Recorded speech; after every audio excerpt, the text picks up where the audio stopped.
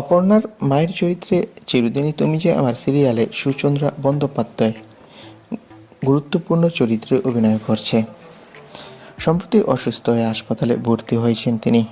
দর্শকরা আতঙ্কিত হলেও ভক্তরা তার দ্রুত সুস্থতা কামনা করেছেন। 2010 সালে রানী রাসমণি ধারাবাহিক দিয়ে টলিউডে প্রবেশ করা সুচন্দ্রা পর্দার বাইরে 35-এর আশেপাশে বয়স হলেও মায়ের চরিত্রে তিনি চমক দেখিয়েছেন।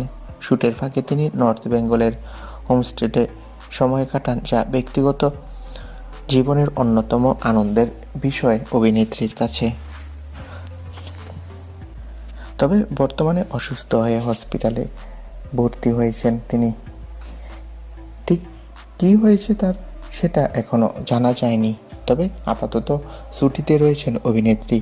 চিকিৎসক বলেছে আপাতত তাকে 3-4 দিন বাসায় রেস্টে থাকতে হবে, আর তাই জন্য তিনি সিরিয়াল থেকে বিরতি নিয়েছে।